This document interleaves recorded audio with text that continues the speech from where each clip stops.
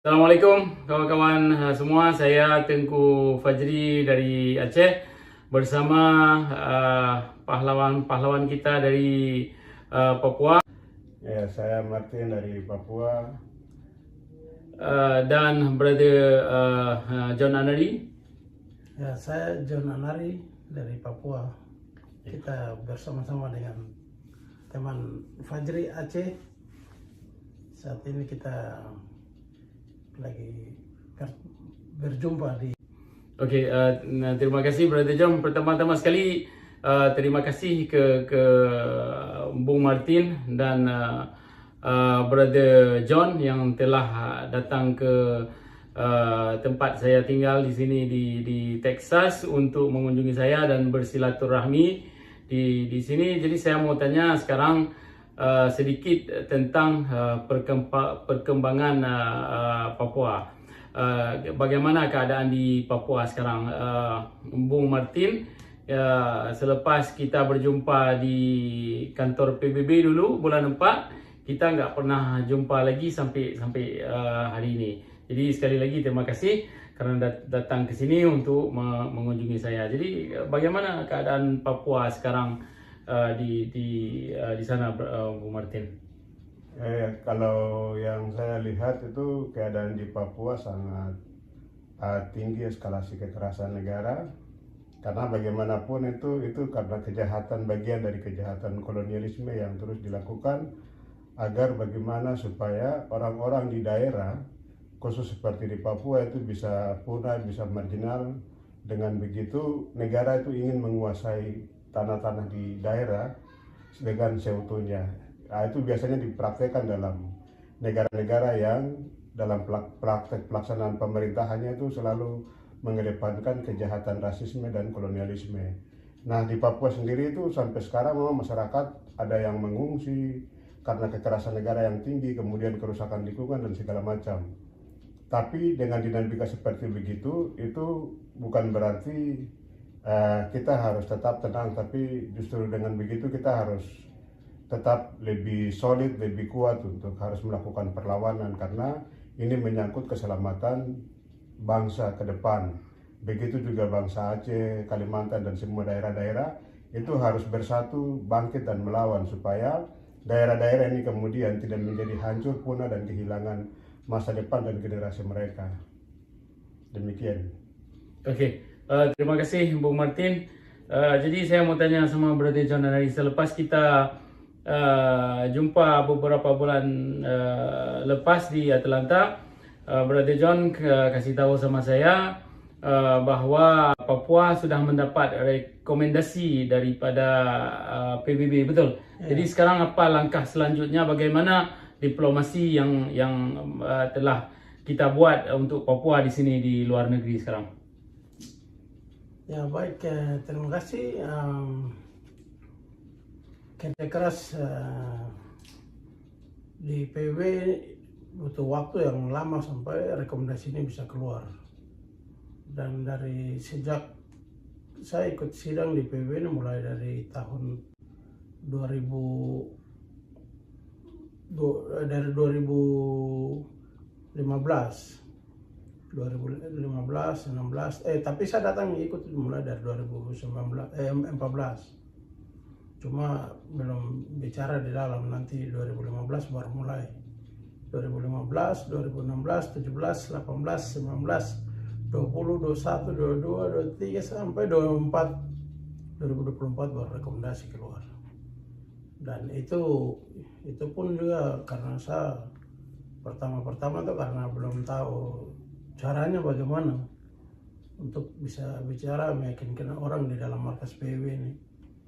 Nah, karena di sini kalau kita di PBB ini kalau kita bicara tidak pakai dasar hukum sulit. Kalau kita bicara masalah pelanggaran HAM, masalah otonomi lah, masalah ini sulit. PBB ini mereka tidak kasih keluar rekomendasi juga. Nah, tapi kalau kita ungkit masalah hukum yang PBB buat, terus PBB langgar sendiri, pasti mereka lihat dan kita lampirkan yang bukti-buktinya. Mereka lihat pasti. Apalagi bukti-bukti hukum yang mereka keluarkan sendiri, terus mereka tidak jalankan, ya apapun alasannya kebenaran pasti menang. Jadi Indonesia berapa kali berjuang untuk menggagalkan itu di PBB sini. Bahkan sampai kita bertiga sendiri, ketua pimpinan sidang datang cerita di kita, Indonesia 3 kali maju ke depan untuk halangi mereka untuk jangan saya dikasih kesempatan untuk bicara di situ. Tapi ketua forum permanennya tidak bisa ini karena mereka tidak tahu kalau yang ketua depan saya teman juga sudah lama karena saya sering ribut di situ, jadi mereka kenal. Jadi untuk Indonesia memblokir saya itu tidak bisa.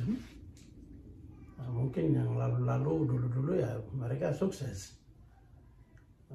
Tapi forum ini kan saya sudah lama di situ, jadi mereka sudah hafal saya semua di dalam situ.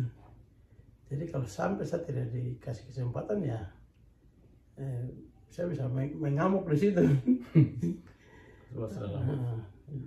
Dan saya punya bukti-bukti hukumnya yang PBB keluarkan di tahun-tahun dulu. Tapi PBB tidak jalankan hanya karena kepentingan tambang Freeport yang bikin hancur dengan ketakutan Amerika atas komunis di Indonesia. Dan itu fakta. Dan Indonesia punya trikora itu melanggar hukum. Karena menduduki suatu wilayah pakai kekuatan militer itu melanggar piagam PBB. Maka itu isu trikora itu yang saya angkat. Jadi bukti. Dan ditambah lagi dengan pelaksanaan referendum yang tidak ikut standar internasional yang disebut dengan self determination. Itu salah lagi. Jadi pokoknya semua salah Indonesia. Sudah begitu tambah dengan masalah-masalah yang lain, marginalisasi lah, pelanggaran HAM lah, kerusakan lingkungan, terus masalah penguasaan lahan-lahan di Papua, terus untuk kepentingan oligarki di Jakarta, terus penguasaan aset bisnis di Papua, terus orang Papua mau usaha juga tidak bisa, diblokir semua. Orang Papua yang mau coba-coba berbisnis punya uang itu paling nanti tiba-tiba uang hilang di bank. Jadi masalah-masalah banyak di Papua dan mereka kontrol semua, baik dari intelijen selalu monitoring di mana-mana dan masalah banyak lah. Nah, jadi rekomendasi ini keluar bukan karena tapi kita bicara hukum. Ada bukti hukum yang PBB keluarkan, baru PBB langgar sendiri karena kepentingan tambang dengan alasan komunis Indonesia itu yang bikin hancur negara Papua itu. Nah, maka itu kita sebagai penduduk asli Papua gugatan kembali pasti menang karena itu masalah hukum yang dilanggar itu dan disembunyikan hampir 60 tahun lebih ini. Nah, itu yang kita angkat kembali, makanya rekomendasi bisa keluar. Nah, di rekomendasi itu dari PBB juga kan saling kerja, saling berhubungan. Jadi apa yang PBB di New York keluarkan rekomendasi ke Jenewa harus kerja. Demikian sebaliknya apa yang di markas PBB di Jenewa keluarkan ke New York harus kerja, maupun yang ada di Nairobi di Afrika. Nah, jadi PBB ini kan kerja berhubungan. Jadi apa yang dikeluarkan di forum ini ke Jenewa untuk tim UN Special Procedure ini, mereka harus kerja dan mereka nanti akan tinjau kembali kenapa konflik di Papua dan mereka akan telusuri, gali, dapat informasinya dan mereka laporkan langsung ke Presiden Majelis Umum PBB. Dan tim UN Special Procedure ini mereka bisa memfasilitasi untuk perundingan atau dialog dengan Indonesia. Dengan mereka bisa memfasilitasi konflik-konflik di muka bumi ini, mereka bisa jadi fasilitator. Jadi kita konflik dengan Indonesia, mereka bisa jadi fasilitator. Nah, bukan kayak Aceh, fasilitatornya dari Finlandia, tipe orang Aceh, bikin perundingan Helsinki, langsung kaget begini, ternyata yang pergi tanda tangan Helsinki kan orang-orang Indonesia yang dikirim ke luar negeri, pura-pura menyamar jadi pejuang GAM, padahal tunggu Hasan Tiro sudah tidak kuat, lemah, baru mereka bikin perundingan dan udah orang-orang ini yang ikut. Itu yang sekarang mereka mau terapkan di Papua lagi. Ada orang Papua juga yang ditugaskan di luar negeri, pura-pura untuk jadi pejuang Papua. Nanti mereka ini yang dipakai untuk buat perundingan, mereka ini yang disodorkan seakan-akan jadi pemimpin, rakyat percaya mereka, padahal ujung-ujungnya nanti jatuh kayak Helsinki. Nah, jadi itu pengalaman Aceh tidak boleh sampai terulang di Papua. Dan maka itu kita harus berjuang hukum, bukan perjuangkan masalah HAM dengan hutan di Papua. Masalah HAM itu urusan dalam negeri Indonesia. Nah, tapi kalau masalah hukum yang dilanggar, apalagi hukum yang PBB buat sendiri baru PBB langgar, nah itu yang kita harus fokus di situ. Kalau bicara HAM ya tidak bisa. Nah, jadi rekomendasi ini baru salah satu langkah yang kita tempuh lewat jalur indigenous people, dan masih ada jalur-jalur lain yang di PBB yang kita bisa tempuh, seperti kita cari negara sponsor untuk angkat masalah operasi militer itu Indonesia tergora itu, kita gugat ke Mahkamah PBB. Kenapa Indonesia harus invasi militer? Itu melanggar hukum, merebut suatu wilayah pakai kekuatan militer. Dan kita cari negara sponsor ini untuk sponsor kita, gugat itu referendum di Papua tahun 69 itu, yang dimana 625 orang yang memilih berintegrasi ke Indonesia, dan di 625 itu orang Indonesia sendiri memilih join ke Indonesia. Mereka kan tidak punya hak. Baru orang Papua yang ikut dalam referendum cuma 400 dibatasi. 800.000 kan tidak, itu salah. Jadi negara sponsor yang kita harus lobby. Dan kita perlu meyakinkan negara-negara itu. Nah, jadi kita tugas langkah berikut ya cari negara sponsor. Dan nanti negara sponsor itu akan bawa kita lagi masuk untuk sampai ke sidang umum dan masuk ke yang lain-lain lagi lah di badan PBB yang saya tidak bisa sebutkan. Karena itu strategi nanti. Jadi kalau nggak ada sponsor kita nggak bisa ke mahkamah Tidak PBB. bisa. Apa Bung Martin rasa langkah-langkah selanjutnya yang kita harus ambil daripada bangsa Papua dan bangsa Aceh untuk mempercepat kita ambil negara kita dari penjajahan Indonesia? Iya, ini pesan saya untuk tidak hanya orang Aceh atau orang Papua, tapi juga mungkin untuk Kalimantan, atau misalnya NTT atau daerah-daerah macam Ambon dan segala macam. Kalau semua daerah ini tidak bangkit bersatu untuk melawan penindasan atau melawan kolonialisme Indonesia, itu daerah-daerah ini akan hancur. Karena Indonesia ini dia memakai dua sistem sekaligus itu misalnya kejahatan kapitalis yang kita tahu, tapi juga dia pakai kejahatan kolonialisme yang dia sedang lakukan. Nah, itu bisa kita lihat dengan bagaimana upaya untuk merampas tanah-tanah adat dengan sistematis dan segala macam. Belum lagi misalnya pendekatan-pendekatan personal dan segala macam dengan penekanan kekuatan militer atau misalnya operasi intelijen dan segala macam. Sebenarnya ini kan kejahatan yang besar sekali.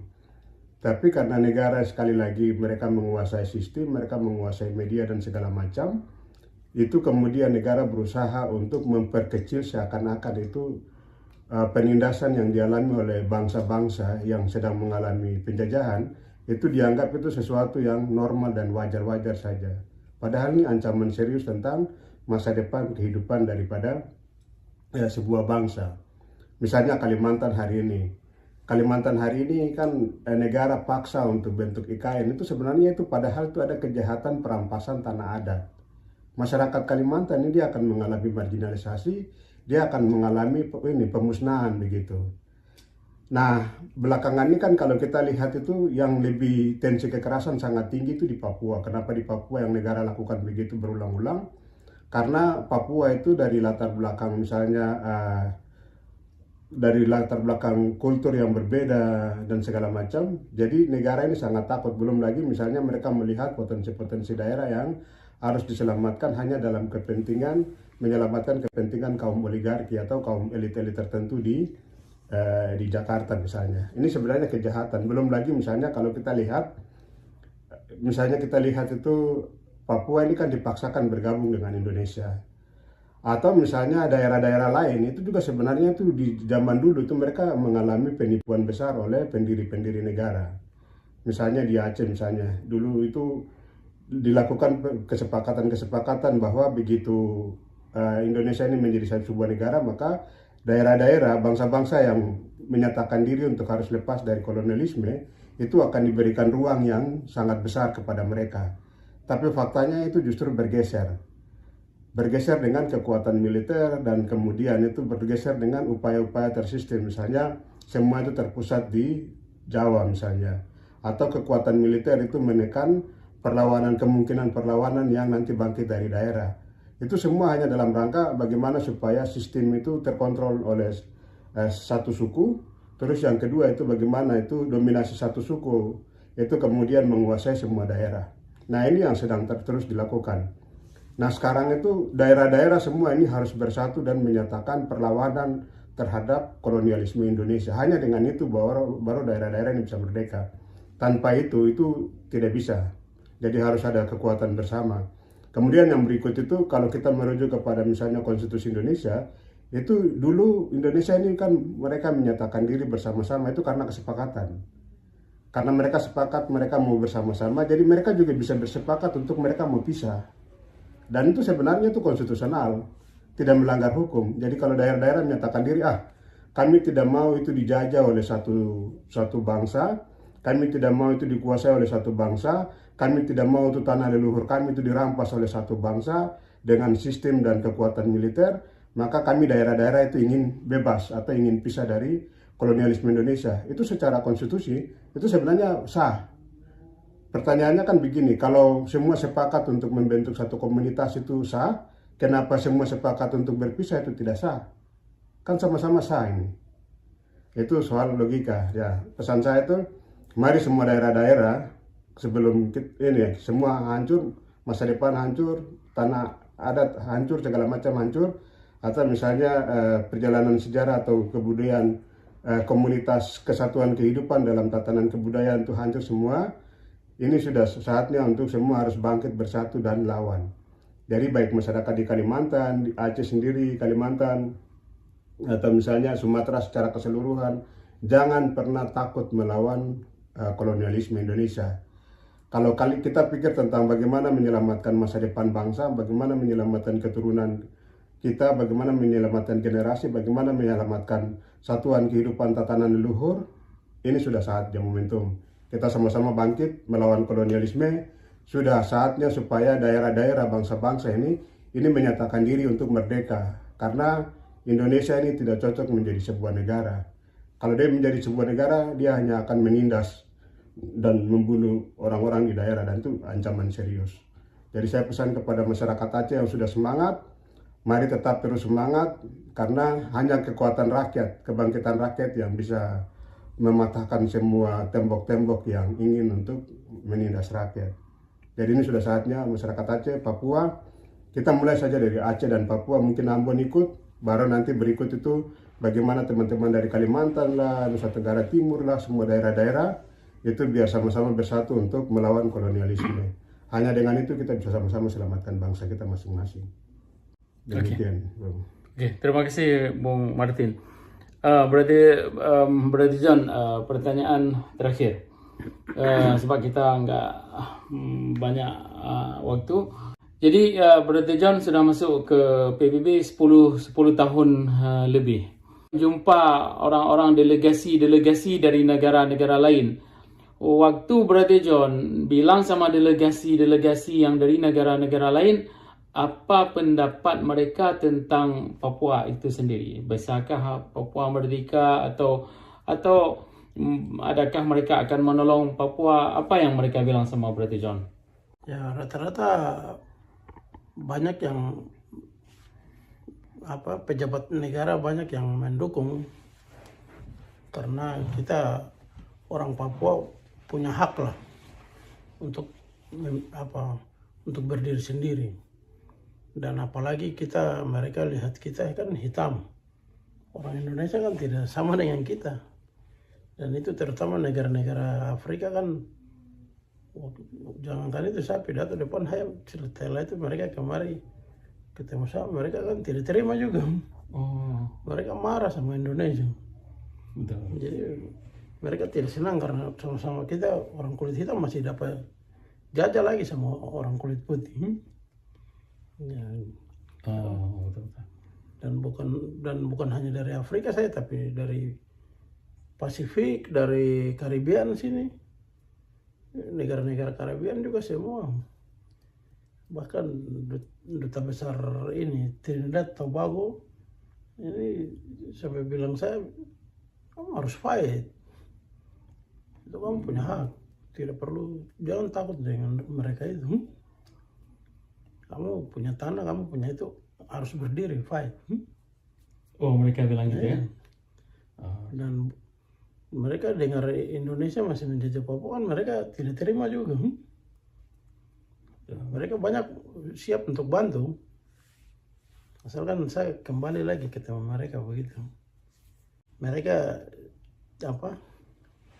tidak terima dengan penjajahan. Dan apalagi Indonesia masih menjajah Papua, mereka dengar yang Trikora saja. Indonesia menduduki Papua di tahun 61 pakai kekuatan militer, mereka tahu itu salah. Jadi mereka marah lagi sama Indonesia. Dan banyak yang siap bantu. Jadi bukan hanya itu, negara-negara dari Eropa juga. Mereka baru paham ketika saya bongkar itu di dalam markas PBB lagi. Jadi karena apa yang Indonesia lakukan ini melanggar hukum, jelas akan kalah. Mereka tidak akan bisa bertahan lama di Papua. Karena itu masalah pelanggaran hukum ini. Yaitu Trikora ini melanggar hukum. Duikora untuk merampas Malaysia gagal. Andai kata dulu mereka berhasil Duikoranya merampas Malaysia, orang Malaysia pasti akan berkelahi sekarang hari ini di PBB. Dan operasi Seroja rampas Timur Leste, orang Timur Leste fight masalah operasi Seroja itu di Ramos Horta, diplomasi di PBB ini bilang itu operasi Seroja itu merampas menduduki Timur Leste. Timur Leste merdeka. Lah terus Trikora, Indonesia pakai operasi militer merampas Papua, disebut dengan operasi Mandala Trikora ini. Apakah itu melanggar hukum? Tidak melanggar hukum? Apakah itu sah? Ya nanti kita lihat aja. Yang jelas-jelas salah. Jadi pasti menang. Papua pasti akan merdeka. Dan tinggal tunggu waktu untuk kita cari negara sponsor aja. Sementara ini kan kita harap Vanuatu, tapi sementara ini kan saya belum sampai ke sana. Orang-orang Papua lain yang pergi bicara dengan Vanuatu, ketemu dengan mereka, lobby dengan mereka di PBB, bicaranya lari ke HAM-HAM, jadi masalah tidak selesai. Sulit. Itu kan masalah dalam negeri Indonesia. Kalau masalah pelanggaran HAM di Amerika juga ada pelanggaran HAM di sini. Diskriminasi, rasisme di sini juga ada. Tapi itu kan masalah internal. Tapi kalau kita angkat isu invasi militer, habis. Jadi tetap pasti menang. Papua pasti merdeka. Dari sisi hukum. Apapun alasannya tetap Indonesia salah. Tidak ada bilang itu Trikora itu sah. Tidak melanggar hukum di PBB. Apalagi tambah PPR referendum yang tidak benar itu namanya memaksakan untuk orang punya hak memilih mengatasnamakan orang yang punya tanah lagi.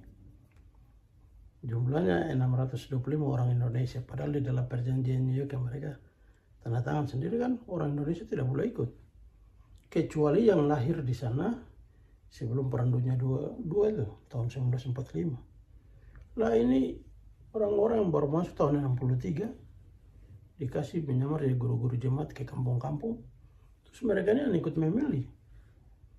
Contoh di satu kampung Tenewut, ini orang dari KKI sana dikirim jadi guru jemaat di situ, pura-pura bicara Alkitab di situ. Terus udah pas mau referendum tahun 69, dia ini yang dipilih pergi ikut di sana sama-sama dengan saya punya om. Tapi saya om ini gigi sakit, cuma gigit sakit saja langsung alasan dia tinggal. Tenewut yang pergi mewakili satu kampung, satu distrik, satu kecamatan itu. Dia yang pergi ikut memilih ikut dalam referendum itu. Dia orang Indonesia, tidak punya hak di saya punya kampung, malah memilih. Betul. Indonesia memang dia jahat sekali. Ya, jadi ya begitulah. Jadi tetap kalah. Tunggu waktu saja. Betul. Sampai saya bisa move di New York habis. Betul. Sebab kita buat ini semua mengikuti hukum-hukum internasional, bukan seperti Indonesia. Ya, oke. Jadi begitu, harus kita bicara hukum. Ya. Pesan terakhir untuk orang-orang Aceh dan juga kawan-kawan di Papua sendiri. Ya, pesan terakhir saya itu semangat masyarakat Aceh untuk berjuang supaya merdeka dari kolonialisme Indonesia itu sebenarnya itu kekuatan besar. Jadi jangan kemudian kita ini terlena atau tertipu dengan janji-janji atau kata-kata manis dari kolonialisme, karena kolonialisme itu hanya takut ketika misalnya rakyat Aceh itu bangkit dan melawan, atau semua daerah-daerah itu bangkit dan melawan. Karena kalau semua daerah itu bangkit dan melawan, itu awal dari kehancuran kolonialisme Indonesia. Sehingga apa yang sudah menjadi semangat bangsa Aceh hari ini itu harus tetap dipertahankan, kalau bisa perlawanannya itu yang harus diperbesar. Karena dengan kita misalnya bangsa Aceh melakukan perlawanan, bangsa Papua melakukan perlawanan, itu juga akan berpengaruh kepada bangsa-bangsa lain yang sebenarnya mereka juga ingin lawan, tapi mereka di posisi yang lemah. Misalnya mereka di Lampung. Di Lampung ini kan kalau kita lihat itu 70% itu justru orang-orang lain yang menguasai daerah Lampung. Sebenarnya orang-orang Lampung ini mereka sekarang sedang mengalami ancaman marginalisasi yang serius, tapi mereka tidak punya kesadaran untuk bangkit dan melawan. Kenapa seperti begitu? Karena ini sudah tersistem dan terstruktur yang dilakukan oleh kolonialisme Indonesia. Nah, kejahatan seperti begini ini sebenarnya ini kan dia tertular kemana-mana. Apalagi misalnya Kalimantan yang dekat dengan sentral kolonialisme. Itu dia akan menular kemana-mana, dan misalnya kalau di Papua itu kan lebih kepada kekerasan negara yang sangat ekstra dan segala macam. Tapi bahwa semangat perlawanan yang sudah ada di Aceh, kemudian yang sudah ada di Papua itu kalau bisa itu harus dijaga, dirawat dan diperbesar. Ya, jadi contoh misalnya teman-teman atau saudara-saudara kita di Ambon. Macam dulu waktu mereka menjadi bencana, terus kemudian Pak Wiranto bilang bahwa itu menjadi beban negara begitu. Padahal ini soal tanggung jawab. Itu artinya itu tindakan pelecehan yang dilakukan oleh negara, kolonialisme terhadap komunitas masyarakat bangsa-bangsa yang ada di daerah-daerah. Nah, ini sama dengan mereka akan merendahkan, sebenarnya itu dalam tindakan pelaksanaan pemerintahan negara yang kolonialis itu mereka sudah membuktikan kalau mereka itu sudah melakukan tindakan-tindakan pelecehan martabat setiap bangsa, baik di Aceh atau Sumatera secara keseluruhan, Ambon, NTT, segala macam. Tapi karena kita ini terjebak dalam sistem kolonialisme dan tergantung, kita itu tidak sadar. Sementara yang sadar itu adalah bangsa Aceh dan bangsa Papua. Itu terbukti dengan apa? Terbukti dengan dua bangsa ini masih selalu melakukan perlawanan. Nah, sekarang ini semua bangsa-bangsa ini harus bangkit, harus solid, harus bersatu untuk melawan kejahatan kolonialisme. Kalau bangsa-bangsa ini ingin supaya martabatnya itu terjaga, terselamatkan, bangsanya terselamatkan, itu satu jawabannya, itu bangsa-bangsa ini harus merdeka. Hanya dengan itu. Jadi semangat perlawanan Aceh itu harus dibesarkan. Kemudian Papua juga harus dibesarkan, karena tidak ada kolonialisme di dunia ini yang bisa bertahan lama. Yang namanya kejahatan kemanusiaan, kejahatan kolonialisme itu pasti akan runtuh. Cara meruntuhnya bagaimana? Cara meruntuhnya itu bangsa-bangsa yang sedang mengalami jajahan ini harus bersatu, bangkit dan melawan. Nah, saya juga berterima kasih kepada seluruh masyarakat Aceh. Semangat perlawanan kalian itu akan membangkitkan bangsa-bangsa lain untuk melakukan perlawanan. Yang paling penting itu adalah bagaimana kita sama-sama saling baku dukung, saling mendukung, supaya kita hancurkan atau runtuhkan kolonialisme. Karena kolonialisme ini sama dengan kejahatan kemanusiaan. Kolonialisme ini sebenarnya itu sama saja dengan orang-orang yang tidak taat kepada Tuhan. Karena itu merendahkan martabat Tuhan juga. Masa Tuhan menciptakan orang untuk bagaimana setiap bangsa itu biar selamat, hak hidupnya bisa terjaga, tapi kolonialisme ini justru menghancurkan tatanan kebudayaan. Ini yang kita harus lawan sama-sama. Salam juang untuk teman-teman dari Aceh, untuk solidaritas Papua semua. Mari kita sama-sama bangkit melawan penjajahan, dan untuk masyarakat dari atau bangsa-bangsa lain yang belum berani untuk melawan, ini saatnya untuk mari kita sama-sama bangkit dan hancurkan kolonialisme. Dengan kita hancurkan kolonialisme sama-sama, itu artinya bahwa kita taat kepada kehendak ilahi. Demikian. Oke. Terima kasih banyak Bung Martin. Ada pesan terakhir berarti John? Ya, saya cuma pesan untuk rakyat Aceh, tetap semangat, lawan terus. Kamu punya harga diri. Jangan mau diinjak-injak sama bangsa lain. Bangsa Indonesia ya dikuasai oleh satu suku saja, mayoritas suku Jawa yang injak semua bangsa-bangsa di luar. Jadi saya dapat data dari White House ini, ternyata Soekarno ini dibantu sama Amerika kasih merdeka Indonesia, paksa Belanda di kapal Renville terus menuju ke KMB. Di sana sampai di KMB Belanda setujunya negara federal, negara RIS, Republik Indonesia Serikat. Tapi Amerika kewalahan karena kalau RIS masing-masing daerah Jawa tidak bisa kontrol kekayaan alam di luar, maka itu mereka pakai segelintir orang pura-pura rubah jadi NKRI tahun 50. Terus tolak itu hasil KMB. Nah, bikin rubah jadi negara kesatuan supaya Jawa bisa kontrol semua di luar itu. Jadi daerah-daerah luar kamu punya harga diri itu jangan dikasih injak-injak. Harus pertahankan harga diri. Jadi rakyat Aceh tetap semangat.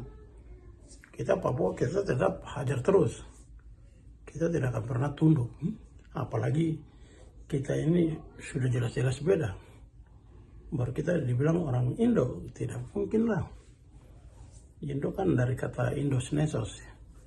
Indos kan India, Nesos pulau. Sedangkan kita ini Melanesia, dari kata Melan dan Nesos. Melan hitam, Nesos pulau. Jadi pulau hitam dengan pulau India sangat beda. Dan rakyat Aceh juga sebagai penduduk asli di situ, orang Aceh punya hak.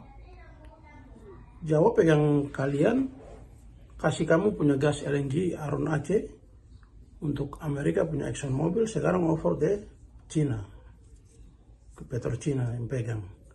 Terus kalian rakyat Aceh dapat apa dari LNG di situ? Tidak dapat apa-apa. Padahal itu blok minyak antara selat itu Aceh, antara Sumatera dengan Malaysia itu. Oh, dengan Malaysia. Itu di bawah dasar laut itu kan minyak dari gunung-gunung kumpul ke bawah laut itu, makanya mereka bor di situ, cadangan besar di situ. Makanya orang Aceh harus tahu itu. Kalian kalau tidak ini ya kalian dikasih bodok semua di situ nanti. Jadi harus berdiri, harus lawan. Jangan takut. Kalian punya hak sebagai penduduk asli yang punya tanah di Aceh. Maju terus. Dan kita Papua juga tetap maju. Kita sama-sama saling bantu dalam perjuangan ini. Jadi tetap semangat, tetap merdeka. Merdeka. Jadi ayo sama-sama kita berjuang untuk mengambil hak kita yang telah diambil oleh penjajah. Jadi sekali lagi terima kasih. Merdeka. Merdeka. Merdeka.